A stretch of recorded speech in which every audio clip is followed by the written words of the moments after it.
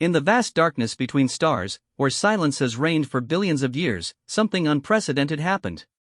A signal, desperate, alien, and dying, pierced through the cosmic void and found its way to a small blue planet orbiting an unremarkable yellow star. The beings who sent this signal had calculated every possible outcome. They had mapped the responses of 1,000 civilizations, predicted the politics of advanced species, and prepared for the cold mathematics of galactic indifference. They had even considered the possibility of predators disguised as saviors. But they had made one critical error in their calculations. They had never encountered humanity. What followed would rewrite the laws of interstellar engagement, shatter the foundations of galactic civilization, and prove that sometimes the most dangerous response to a cry for help isn't silence, it's an answer from those who refuse to let injustice stand, no matter the cost. This is the story of how humanity's greatest weakness became the galaxy's most terrifying force. The first sign that humanity was about to change the galaxy came at 3:47 a.m. on a Tuesday, in a cramped radio telescope facility outside Arecibo. Dr. Sarah Chen had been fighting sleep for the past 6 hours, her coffee long since gone cold as she monitored the deep space arrays for any anomalous signals. The work was usually mundane cosmic background radiation, pulsar emissions, the occasional burst from a distant quasar. Nothing that would make headlines or change the course of human history. Then, the computers started screaming.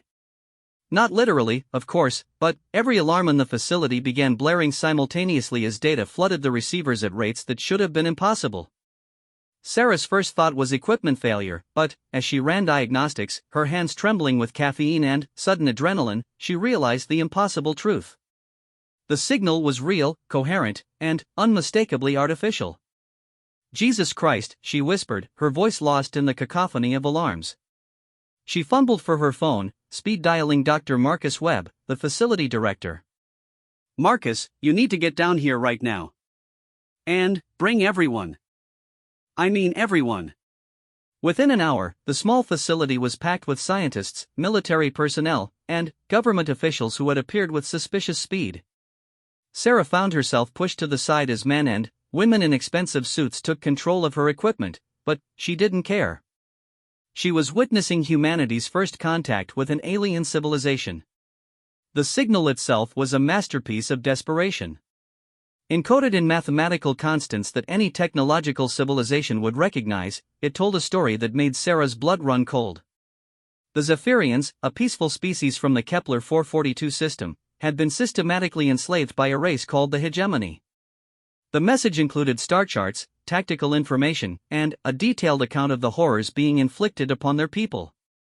But what struck everyone in that cramped facility wasn't just the fact that aliens existed. It was the raw emotional weight of the message. Whoever had sent this signal was dying as they transmitted it, pouring their last moments of life into a desperate plea for anyone, anywhere, to help their people. General Patricia Hayes, a stern woman whose gray hair and hard eyes spoke of decades in military service, stood before the assembled team. "Ladies and gentlemen, as of this moment, this facility is under military jurisdiction. Nothing discussed here leaves this room without my explicit authorization. Dr. Chen, brief me on the technical aspects." Sarah cleared her throat nervously. The signal originated from Kepler 442b, approximately 1,200 light-years away. Based on the transmission method, it was sent roughly 40 years ago, accounting for signal travel time. The mathematical encoding is elegant but not beyond our understanding, suggesting a civilization perhaps a few hundred years more advanced than us, but not dramatically so. "What about this hegemony they mentioned?" asked Director Webb. A young linguist named James Park, who had been frantically working to decode the cultural context embedded in the message, looked up from his tablet. "From what I can determine, the hegemony appears to be a vast interstellar empire built on forced servitude. They don't just conquer planets, they systematically break civilizations, turning entire species into biological resources. The Zephyrians were apparently targeted because of their empathic abilities, which the hegemony uses to enhance their own telepathic communication networks." The room fell silent. Sarah watched the faces around her, seeing the same mix of horror and rage that she felt building in her own chest. The idea that somewhere in the galaxy, an advanced civilization was using sentient beings as living tools was unconscionable. General Hayes spoke first. What's the current status of the Zephyrian system? Dr. Chen pulled up the latest astronomical data. Based on our deep space observations, Kepler 442b still exists, but the orbital characteristics have changed. There are massive artificial structures in the system now, likely hegemony installations. As for the Zephyrians themselves, she trailed off, unable to voice what they all knew. After 40 years, it was unlikely any of the original population survived.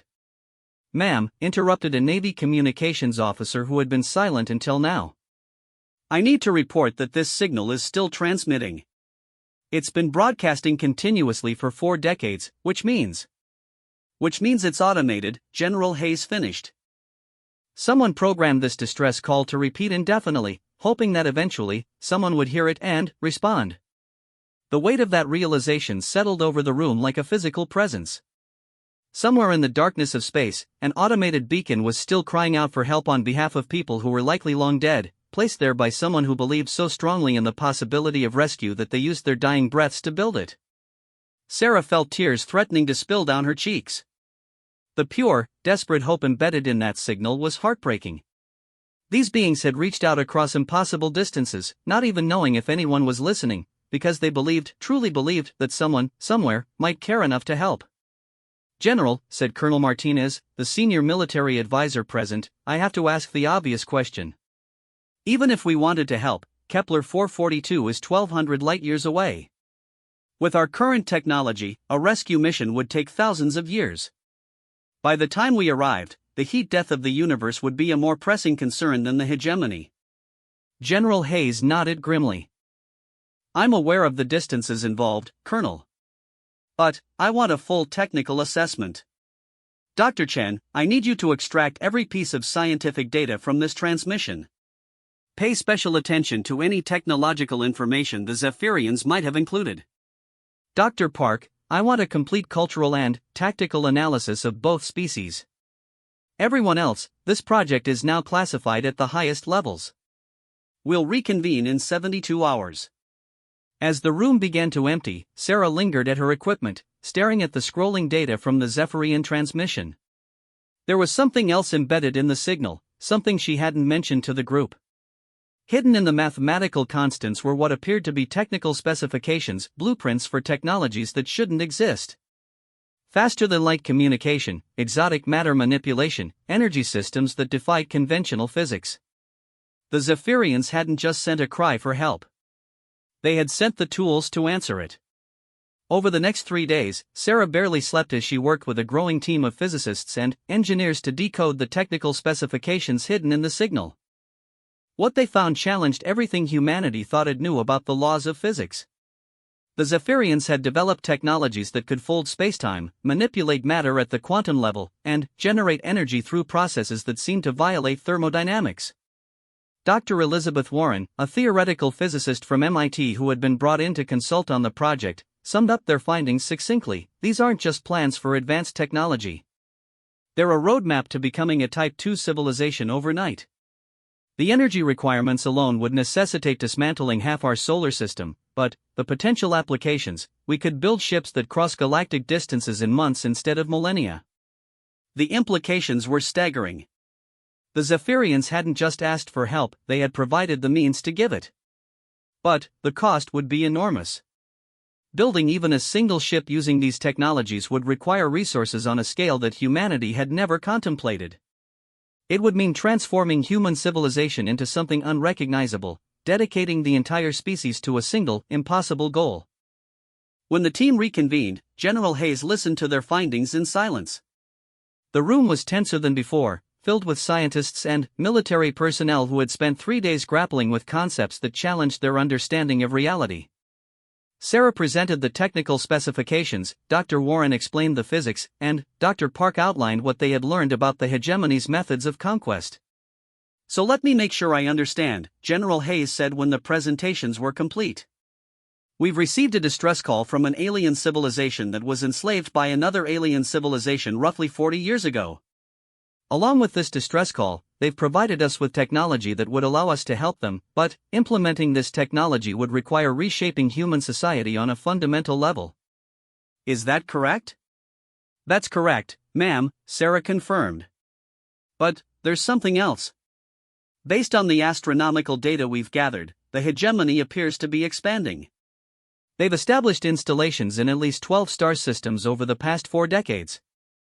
If their expansion continues at the current rate, they'll reach Sol in approximately 2,000 years, Dr. Warren finished. These aren't just distant atrocities, General. The hegemony represents a direct long-term threat to Earth. General Hayes stood up slowly, her expression unreadable. I need to consult with higher authorities. This decision is above my pay grade. But I want all of you to understand something. The information in this room could fundamentally alter the course of human civilization. The responsibility we're facing isn't just about helping the Zephyrians. It's about deciding what kind of species we want humanity to become. She paused, looking around the room at each person present. I've spent my career preparing for threats to national security. This is the first time I've had to consider a threat to human security. The question isn't whether we can help the Zephyrians. The question is whether we can afford not to. As General Hayes left the room to make what might be the most important phone call in human history, Sarah found herself staring once again at the scrolling data from the Zephyrian transmission. Hidden in those numbers was a test that humanity didn't even know it was taking. The Zephyrians had sent them the tools for their own salvation, trusting that anyone who received the message would understand the choice being offered. They could ignore the signal, let the Zephyrians' sacrifice fade into cosmic background noise, and continue their quiet existence on the outskirts of galactic civilization. It would be the safe choice, the reasonable choice, the choice that preserved human society as they knew it. Or they could answer the call, transform themselves into something greater, and prove that some things were worth any cost to defend. The decision would reshape more than just human civilization. It would determine whether the galaxy had room for compassion, or whether the strong would always prey upon the weak while the universe looked on in silence. In a small facility outside Arecibo, surrounded by the quiet hum of computers processing an impossible signal, humanity stood at the threshold of its destiny. The call came at dawn, 3 weeks after the Zephyrian signal had first been detected. Sarah Chen was in her small apartment, staring at equations that she had covered every available surface with, trying to understand how a civilization could develop technology that seemed to mock the fundamental constants of physics. Her phone rang with the distinctive tone that indicated a classified communication. Dr. Chen, this is General Hayes. I need you at the Pentagon in 6 hours. Bring everything. Sarah's stomach dropped. Ma'am, has a decision been made about the Zephyrian situation? Dr. Chen, General Hayes said, her voice carrying a weight that spoke of sleepless nights and impossible choices, pack for an extended stay. The President has authorized Project Lazarus. The Pentagon was unlike anything Sarah had ever experienced. She was escorted through corridors that seemed to exist in their own dimension, past rooms filled with technology she couldn't identify and personnel who moved with the quiet efficiency of people carrying the weight of the world. The briefing room she was led to was larger than her entire apartment, dominated by a holographic display system that made her university's equipment look like stone tools. The assembled group was staggering. Nobel laureates sat next to military strategists, aerospace engineers next to xenobiologists who had been theoretical experts until 3 weeks ago. Dr. Warren was there, along with Dr. Park, but Sarah also recognized faces from textbooks and scientific journals. This wasn't just a project team, this was humanity's best minds, gathered for what might be the most important undertaking in the species' history. General Hayes stood at the front of the room, but beside her was someone Sarah didn't recognize, a woman in her 50s with graying hair and eyes that seemed to have seen too much. She wore no uniform, no identifying marks, but something about her presence suggested authority that went beyond military rank. Ladies and gentlemen, General Hayes began, I'd like you to meet Director Catherine Ross, head of the newly established Extraterrestrial Response Division. As of this morning, Project Lazarus falls under her jurisdiction. Director Ross stepped forward, her voice calm but carrying an undertone of steel. 3 days ago, I briefed the President, the Joint Chiefs, and the National Security Council on the Zephyrian transmission. The decision we've made is unprecedented in human history, and I want everyone in this room to understand the full implications before we proceed. She gestured to the holographic display, which lit up with an image of Earth surrounded by a complex web of orbital installations, asteroid mining operations, and construction facilities that dwarfed anything humanity had ever built. Project Lazarus is not just about building ships to help the Zephyrians, Director Ross continued. It's about transforming human civilization into something capable of operating on a galactic scale. The timeline we're looking at is ambitious to the point of being nearly impossible. We have 15 years to build a fleet capable of crossing 1,200 light-years and engaging a technologically superior enemy force. Dr. David Kim, a NASA administrator whom Sarah recognized from congressional hearings, raised his hand. Ma'am, with respect, the resource requirements for what you're describing would exceed the entire global GDP for decades. We're talking about dismantling asteroids, building orbital shipyards, developing technologies that currently exist only in theory. You're absolutely correct, Dr. Kim, Director Ross replied. Which is why as of this morning, the President has been in contact with every major world leader. This isn't an American project, it's a human project. China, Russia, the European Union, India, Japan, every major spacefaring nation has agreed to contribute resources and expertise. We're essentially putting the entire human race on a war footing. The room erupted in murmurs of disbelief. Sarah found herself struggling to process the implications. They weren't just talking about a rescue mission, they were talking about reshaping human society around the singular goal of answering an alien distress call. Dr. Warren stood up, her face pale. Director Ross, the energy requirements alone for the Zephyrian technologies would necessitate building fusion reactors that are orders of magnitude more powerful than anything we've ever conceived. We'd need to mine the asteroid belt, possibly disassemble several moons, and construct manufacturing facilities in space that would be visible from Earth's surface. All of which has been considered and approved, Director Ross said calmly. Dr. Warren, you're being assigned to lead the propulsion development team. Your job is to take the Zephyrian specifications and make them reality. Dr. Chen, you'll head the Communications and Sensor Development Division. Dr. Park, you're in charge of developing tactical protocols based on what we know about hegemony methods. Sarah felt the weight of impossibility settling on her shoulders. Ma'am, even with unlimited resources, the technical challenges we're facing are staggering. The Zephyrian specifications describe technologies that manipulate spacetime itself. We don't even have a theoretical framework for half of what they're proposing. Which is why we're not doing this alone, Director Ross said, touching a control on her tablet. The holographic display shifted, showing a complex organizational chart that seemed to encompass every major scientific institution on Earth. MIT, Caltech, CERN, the Russian Academy of Sciences, the Chinese Academy of Engineering Physics, every major research institution on the planet is being red-assed to support Project Lazarus. We're talking about the greatest mobilization of human intellectual resources in history. Dr. Miguel Santos, a Brazilian physicist whom Sarah had met at conferences, looked stunned. You're talking about suspending normal scientific research, education, even commercial development. The economic implications alone. Dr. Santos, Director Ross interrupted. 3 days ago I sat in a room with the President and watched satellite footage of the hegemony installations in the Kepler 442 system. We can see the energy signatures of their industrial processes from 1,200 light-years away. These aren't just conquerors, they're strip mining entire star systems for resources.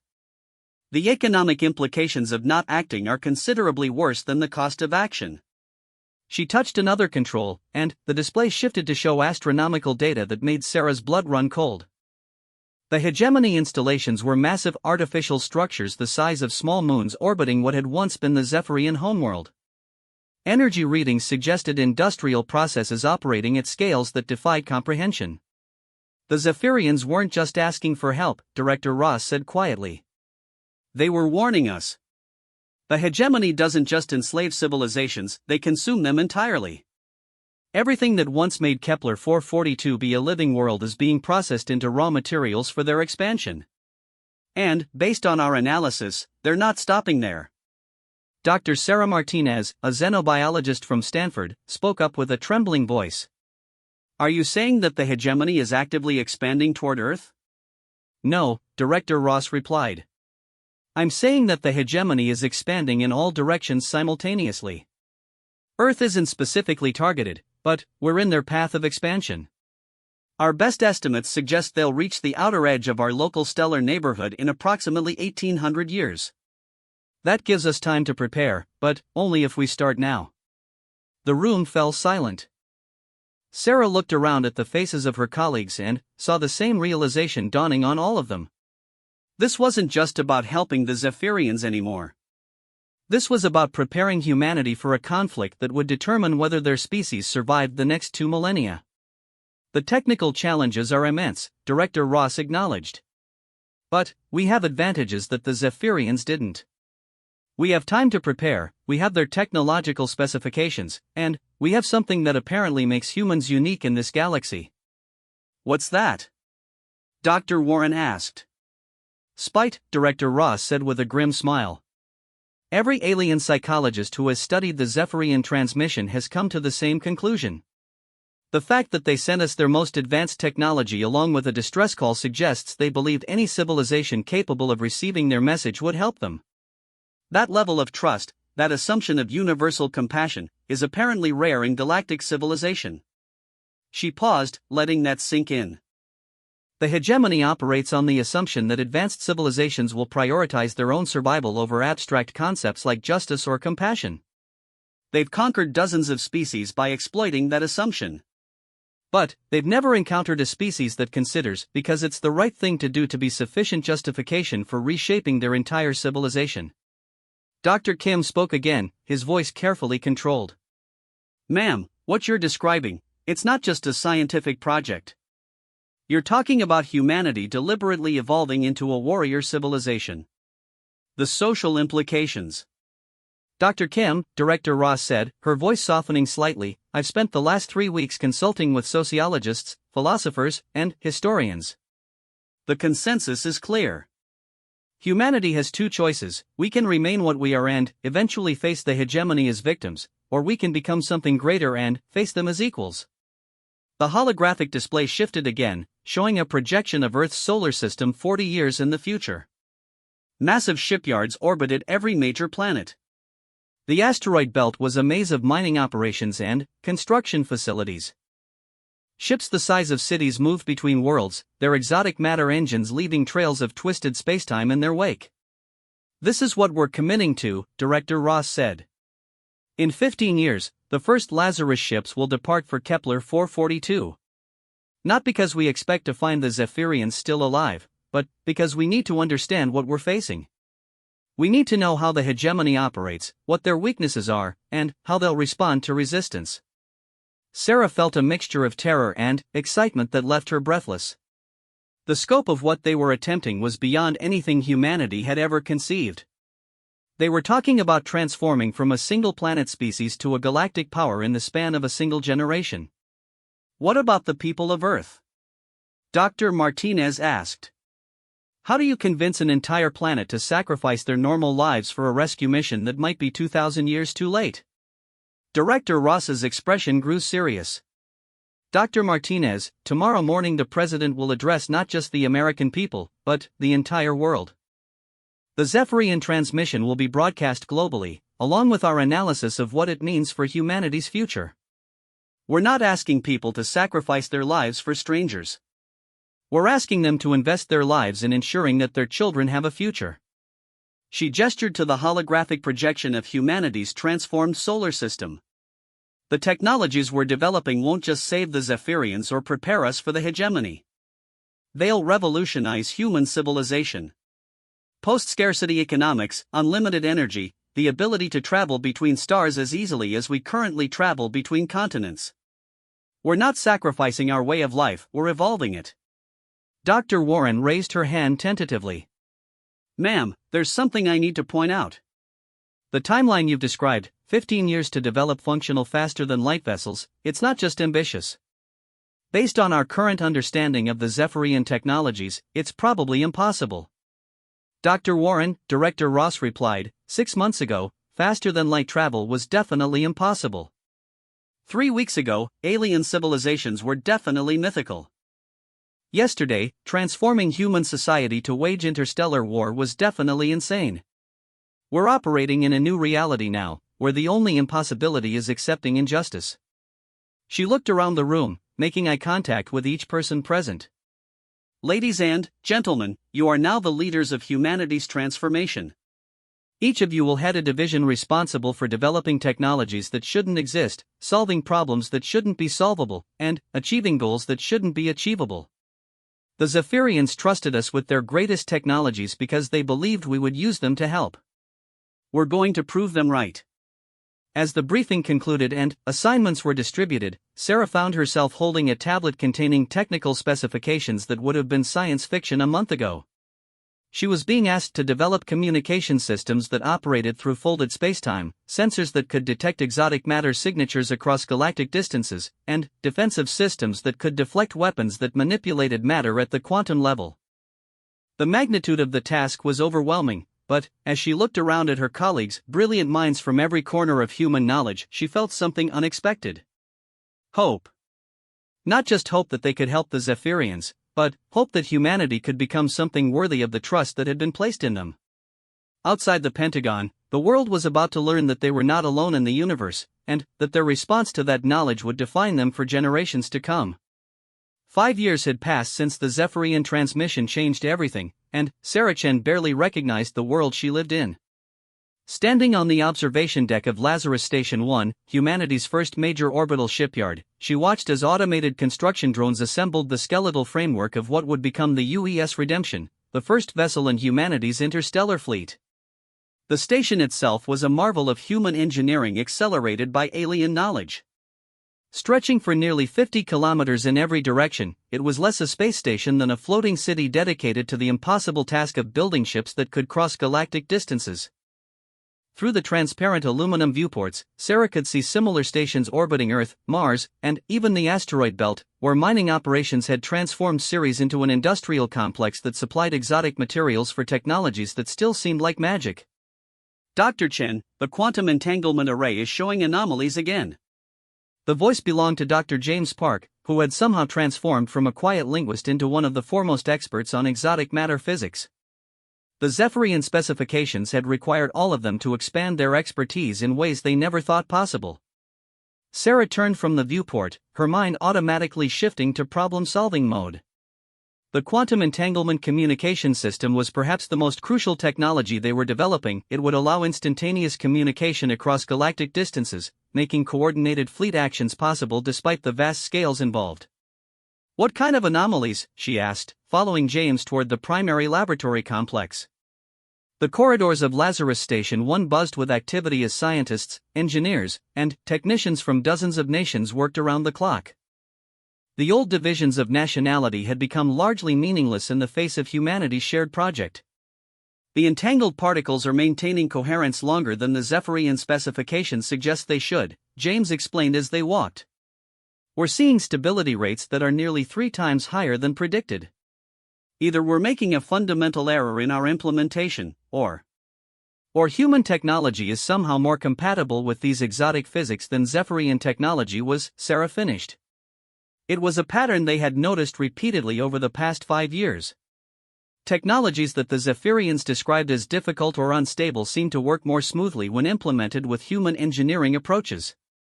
They entered the laboratory, a vast space filled with experimental apparatus that would have been incomprehensible to scientists from a decade ago. At the center of the room stood the quantum entanglement array, a structure that looked like a crystalline sculpture but was actually a precisely engineered matrix of exotic matter that could maintain quantum coherence across interstellar distances. Dr. Elena Vasquez, formerly of CERN and now one of the lead exotic matter specialists, looked up from her monitoring station with an expression of frustrated excitement. "Sarah, we need to talk. The coherence times we're seeing aren't just better than the Zephyrian predictions, they're theoretically impossible based on our understanding of quantum mechanics." Sarah examined the readouts, her mind racing through the implications. "Show me the data from the last 48 hours. Elena pulled up holographic displays showing quantum state measurements over time.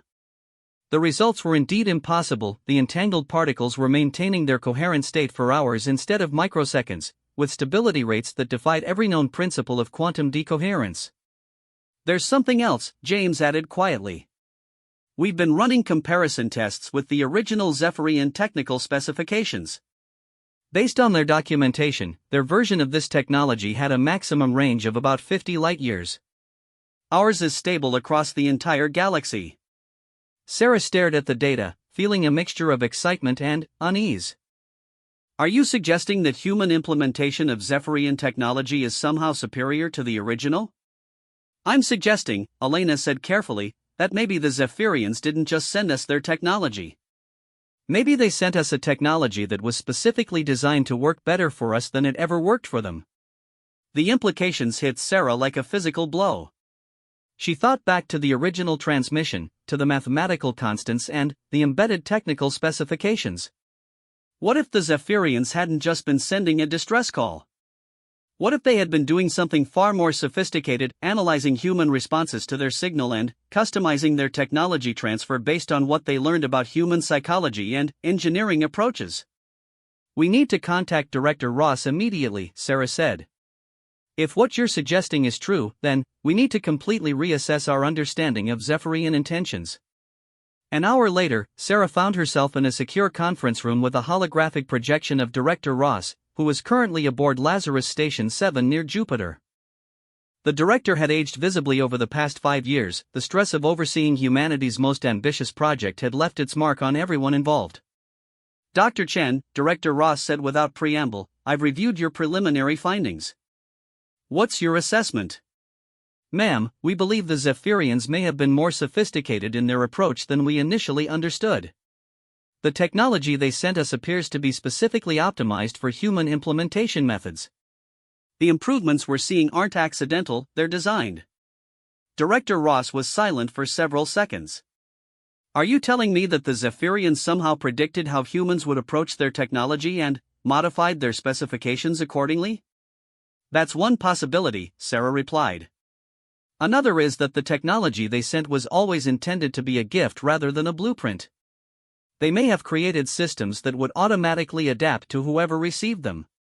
Dr. Chen, Director Ross said slowly, if that's true, then we need to consider the possibility that the Zephyrians weren't just asking for help.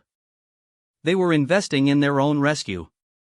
The conversation was interrupted by an alert from the station's communication array.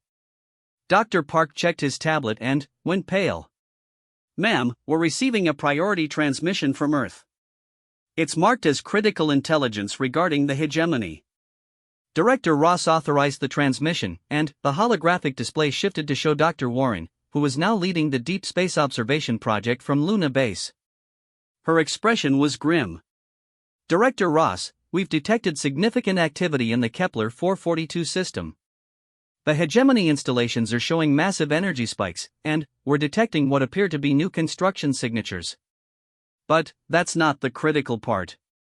She paused, clearly struggling with what she was about to say. Ma'am, we've also detected similar energy signatures in 3 other star systems. The hegemony is expanding faster than our original projections suggested. At the current rate, they'll reach our local stellar neighborhood in 1200 years, not 1800. Sarah felt her stomach drop.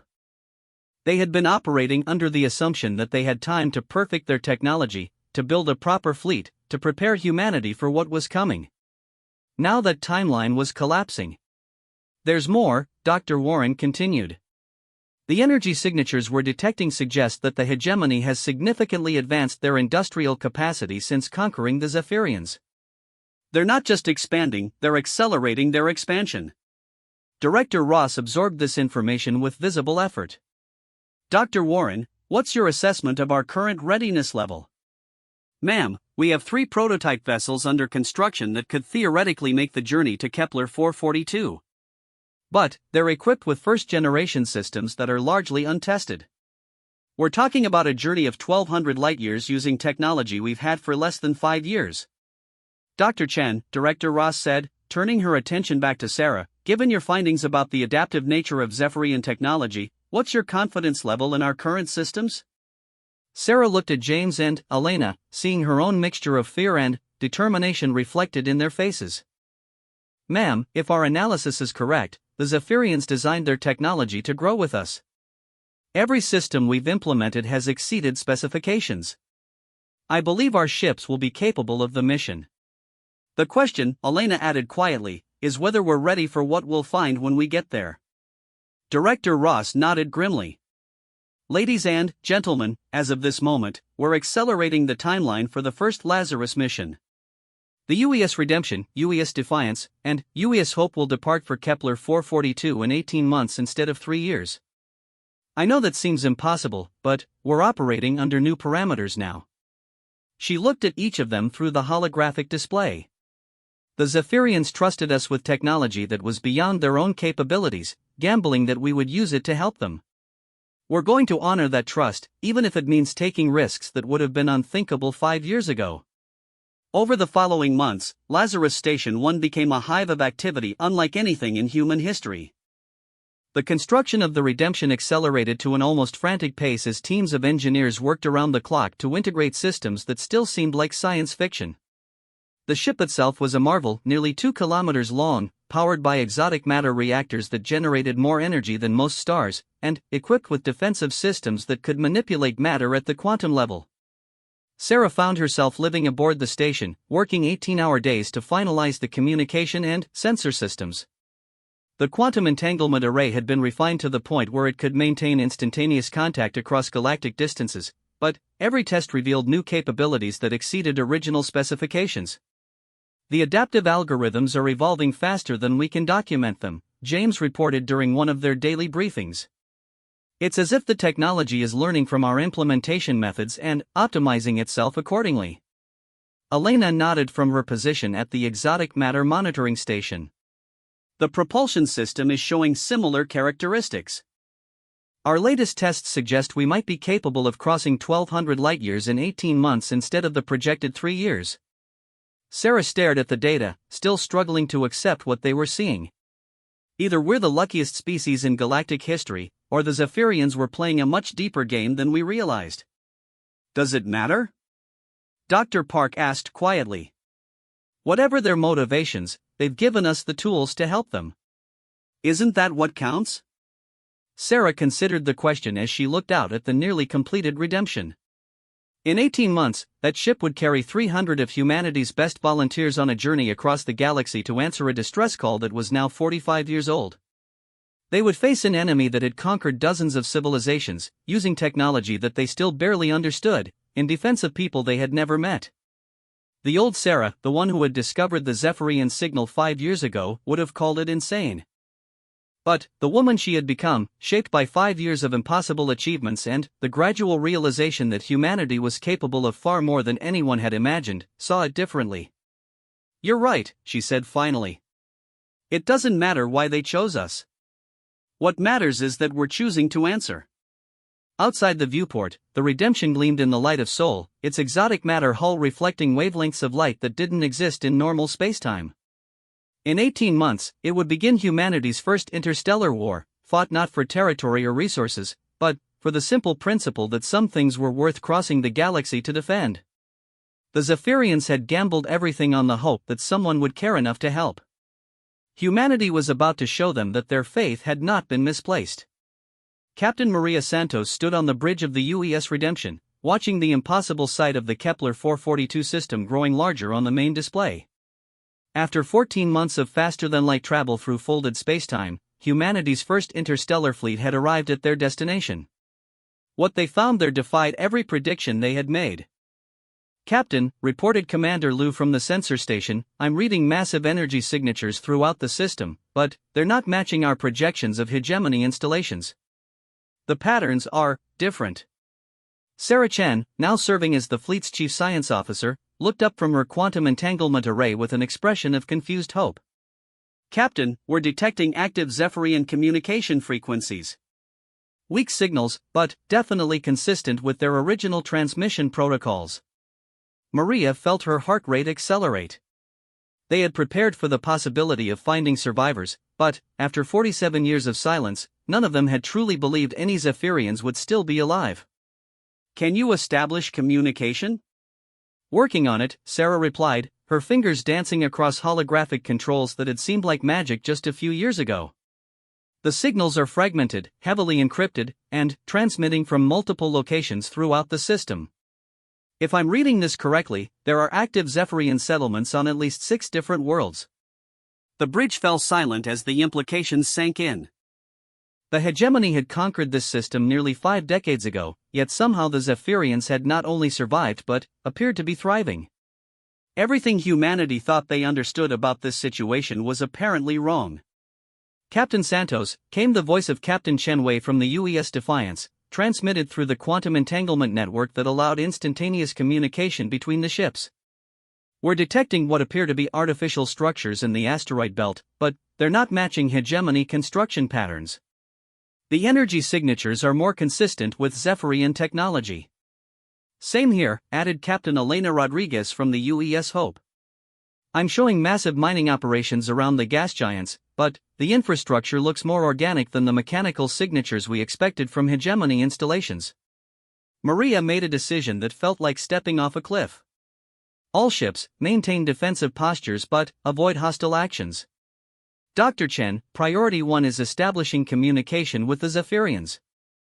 I need to know what's been happening in this system.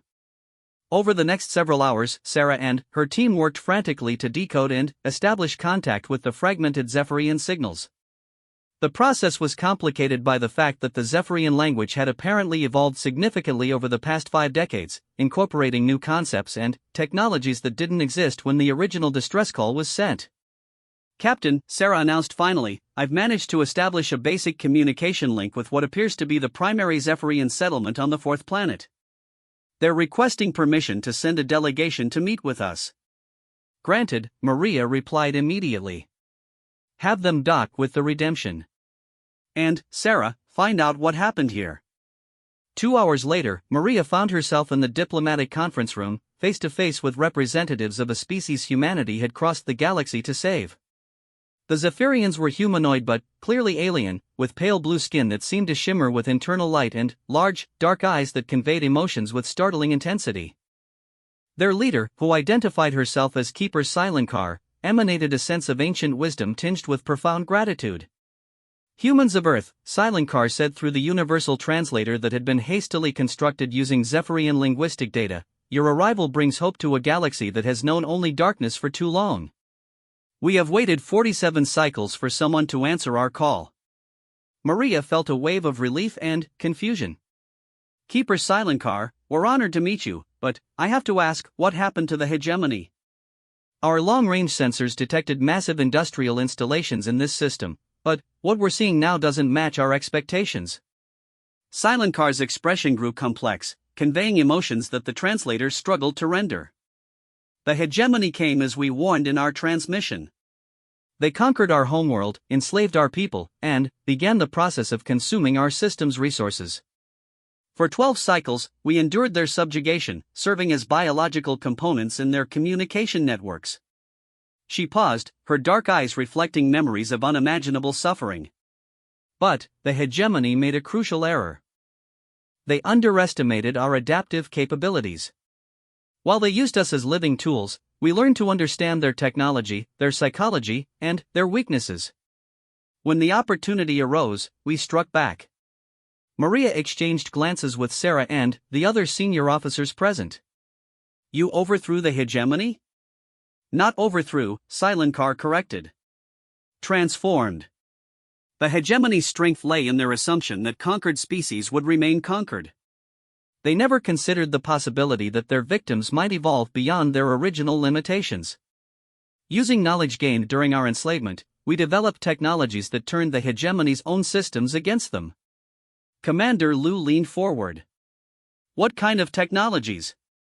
Mimetic warfare, Silenkar replied. The hegemony relied on telepathic communication networks that used enslaved species as biological amplifiers. We learned to introduce false information into these networks, to create feedback loops that disrupted their command structures, and eventually to turn their own installations against them. Sarah looked stunned. You corrupted their communication systems? More than that, Silenkar said with what might have been a smile. We convinced their systems that continuing the conquest was inefficient. The hegemony operates on cold logic and resource optimization. When their own analysis began indicating that cooperation was more effective than subjugation, their entire civilization began to evolve. Maria felt as if the universe had shifted around her. Are you saying that the hegemony no longer exists? The hegemony as a conquering force ceased to exist 17 cycles ago, Silenkar confirmed. But, the species that formed the hegemony still exist, now operating as part of a collaborative alliance that includes 17 formerly enslaved civilizations. What you see in this system is the result of 47 cycles of cooperative development. The conference room fell silent as the humans struggled to process this information. They had come prepared for war against a galactic empire, only to discover that the enemy had been defeated decades ago by the very people they had come to save. Keeper Silenkar, Maria said carefully, if the hegemony has been defeated, why did your distress signal continue transmitting? Silenkar's expression grew solemn. Because we knew that eventually, someone would answer it. The signal was not just a cry for help, it was a test. We needed to know if there were civilizations in this galaxy that would respond to suffering with action rather than indifference. She gestured to a holographic display that appeared in the center of the table, showing star charts that covered a significant portion of the galaxy. Humans of Earth, you are the 73rd civilization to receive our transmission. You are the first to answer it. The weight of that statement hit the room like a physical blow. Sarah spoke first, her voice barely above a whisper. 73 civilizations received your distress call, and none of them responded? Most ignored it entirely, Silenkar explained. Some analyzed it but decided the cost of response was too high. A few sent messages of sympathy but no aid.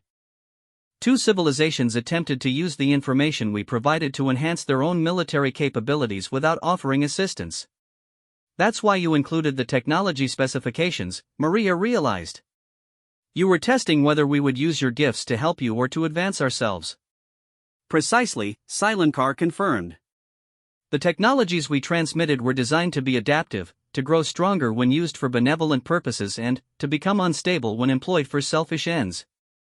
Your successful implementation of these systems tells us everything we need to know about human nature. Commander Lu looked confused. But, if you defeated the hegemony decades ago, why continue the test? Why not just send a message explaining what happened? Silenkar's expression grew grave. Because the hegemony was not unique. There are other conquering forces in this galaxy, other species that view cooperation as weakness and compassion as a flaw to be exploited. The alliance we have built is strong, but it faces threats that require allies who will fight for principles rather than profit. The holographic display shifted, showing new star charts marked with ominous red indicators. 3 sectors spinward, a species called the Devourers has begun systematic consumption of inhabited worlds. Unlike the hegemony, they do not conquer, they simply consume everything in their path. Our alliance has been preparing to resist them, but we need allies who understand that some things are worth any sacrifice to defend. Maria felt pieces clicking into place. You want humanity to join your alliance. We want humanity to lead it, Silenkar corrected. Your species demonstrated something that we have rarely seen in this galaxy, the willingness to transform your entire civilization in service of helping strangers. That kind of moral courage is precisely what the galaxy needs to face the challenges ahead. Sarah leaned back in her chair, overwhelmed by the implications. Keeper Silenkar, we came here expecting to fight the hegemony. Instead, you're asking us to take responsibility for galactic security. I am asking you to be what you have already proven yourselves to be, Silenkar replied. Champions of justice who refuse to accept that suffering is inevitable. The technologies you have developed using our specifications are more advanced than anything our alliance has created. Your adaptation of our gifts has shown capabilities that we never thought possible. Maria stood up slowly, feeling the weight of decision that would affect not just humanity but, potentially the entire galaxy. Keeper Silenkar, I don't have the authority to commit humanity to galactic leadership. That decision would need to be made by our governments, our people. Of course, Silenkar agreed. But, I hope you will convey our request, along with this. She produced a small device that looked like a crystalline flower. This contains the complete technological knowledge of our alliance technologies developed by 17 civilizations working in cooperation for nearly 5 decades. It includes defensive systems that can protect entire star systems, manufacturing processes that can build habitable worlds, and communication networks that can coordinate activities across galactic distances. She set the device on the table between them. Consider it an investment in the future we hope to build together. As Maria looked at the device, she realized that humanity had reached another crossroads. They had come to Kepler 442 as rescuers and found themselves being recruited as guardians. The choice ahead would determine not just their own future, but the future of galactic civilization. Keeper Silenkar, she said finally, we'll need time to consider your proposal and consult with Earth. Time is something we have, Silenkar replied. The Devourers are still 300 cycles away from threatening inhabited systems. But, when they arrive, the galaxy will need champions who are willing to fight not for territory or resources, but for the principle that intelligent life has value. As the diplomatic meeting concluded and the Zephyrian delegation prepared to return to their world, Maria found herself staring out at the Kepler 442 system with new eyes. What she saw wasn't the site of an ancient tragedy, but the birthplace of something unprecedented, a galactic alliance built on cooperation rather than conquest. The question now was whether humanity was ready to assume the responsibility that came with their newfound power, and whether they could live up to the faith that had been placed in them by species they had never met. 300 years had passed since the UES Redemption first entered the Kepler 442 system, and Admiral Sarah Chen, great-granddaughter of the woman who first detected the Zephyrian signal, stood on the command deck of the UES Eternal Vigilance, watching the impossible sight of the Devourer fleet approaching through folded spacetime. The Devourers had kept their predicted schedule with mechanical precision. For 3 centuries, the Galactic Alliance had prepared for this moment, transforming from a collection of 17 desperate civilizations into a confederation of over 400 species united by principles that would have seemed naive to the galaxy of the past. Humanity had not just joined the alliance, they had fundamentally changed what it meant to be part of it. Admiral, reported Captain Keiko Tanaka from the tactical station, long-range sensors are confirming our worst projections.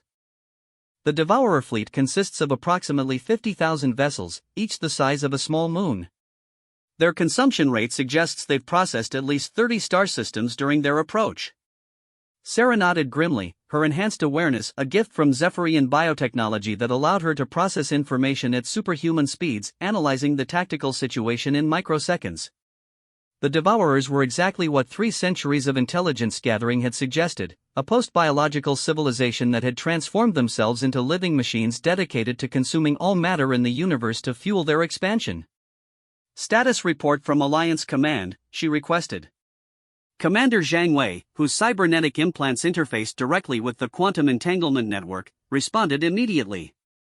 Alliance forces are positioned in defensive formations around 47 inhabited systems.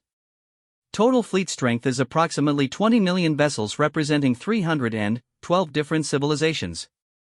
Human-designed command protocols are operational across the entire force. Sarah felt the familiar mixture of pride and responsibility that came with her position. Humanity had indeed become the leaders of the Galactic Alliance, not through conquest or politics, but through their unique approach to cooperation and their refusal to accept that any problem was too large to solve. The transformation of human civilization over the past 3 centuries had been staggering. Earth's solar system now hosted over 1 trillion humans living in habitats that spanned from Mercury to the outer reaches of the Oort cloud. But, more importantly, humanity had retained the essential characteristic that had brought them to galactic attention, their willingness to sacrifice for principles that went beyond immediate self-interest. Admiral, we're receiving a transmission from Keeper Silenkar, announced Lieutenant Commander Okafor from the communications station. Sarah smiled slightly. Silenkar had lived for over 400 years, her lifespan extended by technologies that the Alliance had developed through cooperative research. She had become not just an ally but a mentor, teaching humanity how to wield power responsibly across galactic scales. Put her through, Sarah ordered. The main display shifted to show Silenkar, her blue skin now bearing the silver markings that indicated her advanced age among the Zephyrians. Behind her, Sarah could see the command center of New Zephyr Prime, a world the Alliance had constructed specifically as a coordination hub for galactic defense operations. Admiral Chen, Silenkar said, her voice carrying the weight of centuries but still radiating the hope that had characterized her species since their liberation from the hegemony. The moment we have prepared for across 3 centuries has arrived. Are humanity and the Alliance ready? As ready as we can be, Sarah replied. The Devourer fleet is massive, but our analysis suggests their technology hasn't advanced significantly since the last intelligence reports. They're still operating under the assumption that biological civilizations are inefficient and easily consumed. They are about to learn otherwise, Silenkar said with grim satisfaction. Admiral, I want you to know that regardless of the outcome today, the choice humanity made 300 years ago has already ensured victory. Win or lose this battle, you have proven that cooperation is stronger than consumption, that compassion is more powerful than conquest. Sarah felt the weight of history settling on her shoulders. The battle they were about to fight wasn't just about defending inhabited worlds, it was about proving that intelligence could be something more than just an efficient method of resource extraction. Keeper Silenkar, she said, give the Alliance my promise. We didn't cross the galaxy 3 centuries ago just to help the Zephyrians. We did it to prove that some things are worth defending. Today, we defend everything. The transmission ended, and Sarah turned her attention to the approaching Devourer fleet. The enemy vessels were unlike anything the Alliance had faced before, massive constructs that seemed to bend spacetime around them, powered by engines that converted matter directly into energy with perfect efficiency. Each ship was a small universe unto itself, capable of processing entire planets in a matter of hours. Admiral, Captain Tanaka reported, the Devourers are broadcasting a message on all frequencies. Let's hear it, Sarah ordered. The voice that filled the command deck was cold, mechanical, and utterly alien. Biological constructs of this galactic sector, your resistance is inefficient. Surrender your matter for processing, and your consciousness will be preserved in our computational matrices. Resistance will result in total consumption without preservation. You have 1 standard time unit to comply. Sarah looked around the command deck at her crew, humans, Zephyrians, former hegemony species, and dozens of other civilizations that had joined the Alliance over the centuries. What she saw in their faces wasn't fear, but determination. All Alliance forces, she broadcast through the Quantum Entanglement Network. This is Admiral Chen aboard the Eternal Vigilance. The Devourers have offered us a choice, surrender or resist. I think we can all agree on our answer.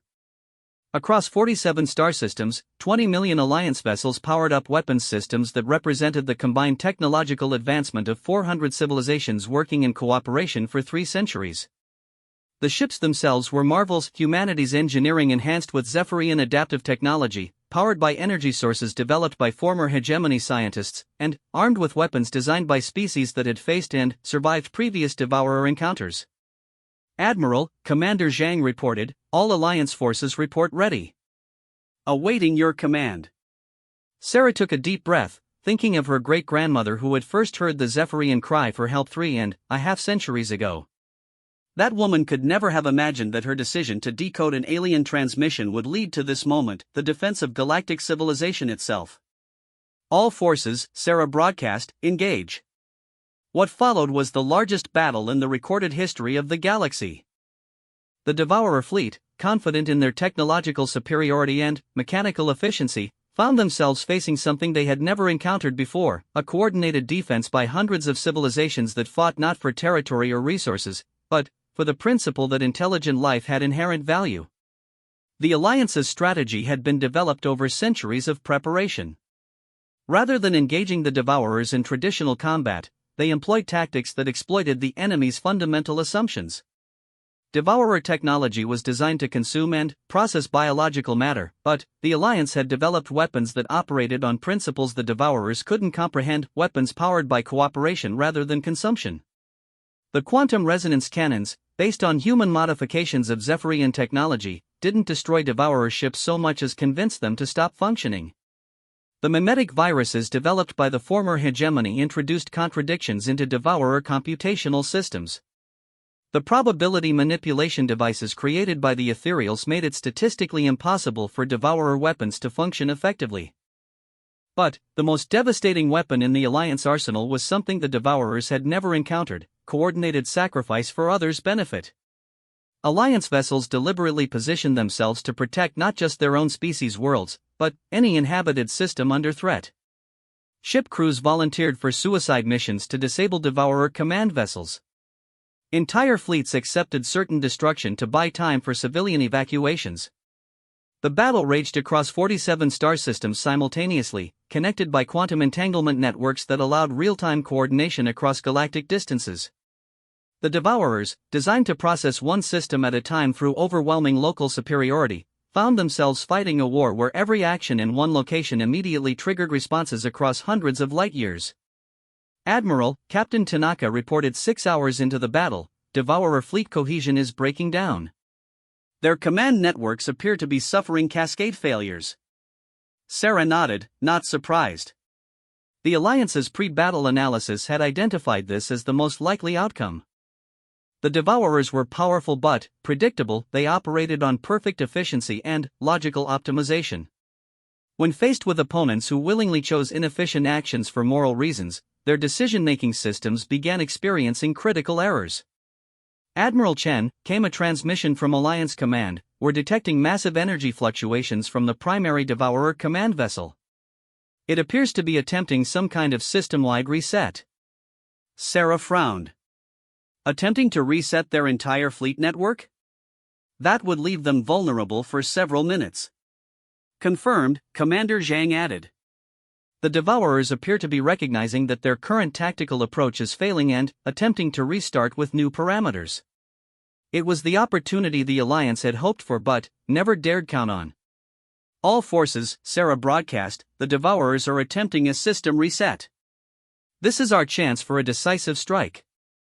Operation Lazarus is authorized. Operation Lazarus was the Alliance's ultimate weapon, not a device or a fleet, but a strategy that embodied everything humanity had brought to galactic civilization. Rather than simply destroying the Devourer fleet, the Alliance would attempt something unprecedented. They would try to save them. Across the battlefield, Alliance vessels began broadcasting not weapons fire, but information. Technical specifications for sustainable technology, cultural databases celebrating the diversity of galactic civilization, and, most importantly, the complete history of the Alliance itself, how 400 species had learned to work together, to support each other, to find strength in cooperation rather than domination. The data stream was massive, coordinated across 20 million vessels, and designed to overwhelm the Devourer reset process with information that challenged their fundamental programming. Instead of rebooting with their original consumption-focused parameters, the Devourer fleet found their systems flooded with evidence that there were other ways to exist, other purposes for intelligence beyond mere expansion. Admiral, Lieutenant Commander Okafor reported with barely concealed excitement, were receiving response transmissions from the Devourer fleet. They're asking questions. Sarah felt her heart rate accelerate. What kind of questions? They want to know how cooperation can be more efficient than consumption. They want to understand how civilizations can maintain technological advancement without resource depletion. They're asking. She paused, consulting her displays. They're asking if it's possible for them to join the Alliance. The command deck fell silent as the implications sank in. The Alliance hadn't just defeated the Devourers, they had converted them. The most terrifying threat the galaxy had ever faced was asking to learn how to be something better. Admiral Chen, came Silencar's voice through the quantum entanglement network. The Devourers are requesting permission to send diplomatic envoys to New Zephyr Prime. They want to negotiate terms for joining the Alliance and contributing their technological knowledge to galactic cooperation. Sarah looked around at her crew, seeing the same amazement she felt reflected in their faces. 3.5 centuries ago, her great-grandmother had detected a cry for help and decided to answer it. That decision had transformed humanity from a single-planet species into the leaders of galactic civilization. Now, that same principle of answering calls for help had transformed their greatest enemy into potential allies. All Alliance forces, Sarah broadcast, Operation Lazarus is successful. The Devourer fleet is standing down and requesting Alliance membership. Begin diplomatic protocols. As the largest battle in galactic history ended not with destruction but with conversion, Sarah thought about the long chain of events that had brought them to this moment. The Zephyrians had sent a desperate cry for help, trusting that someone would care enough to answer. Humanity had answered, not because they had to, but because they couldn't bear to let suffering go unaddressed. That simple choice, to care about strangers, had reshaped the galaxy. It had turned enemies into allies, transformed conquest into cooperation, and proven that the greatest force in the universe wasn't energy or matter, but the willingness of intelligent beings to help each other. Admiral, Captain Tanaka asked quietly, "What happens now?" Sarah smiled, looking out at a galaxy that was about to become larger and more diverse than ever before. "Now we help the Devourers learn what we learned from the Zephyrians, that being strong doesn't mean standing alone." In the distance, former Devourer vessels were already beginning to transmit cultural exchange requests, their vast computational power turning from consumption to collaboration. The galaxy had gained not just new allies, but new teachers who could show civilization what was possible when intelligence was directed toward creation rather than destruction. The cry for help that had reached the stars 3.5 centuries ago had been answered with devastation, not the devastation of war and conquest, but the devastation of old assumptions about what intelligent life could achieve when it worked together. And, in that devastation, something unprecedented had been born, a galaxy where helping strangers was not just possible, but powerful enough to transform even the most implacable enemies into the strongest allies.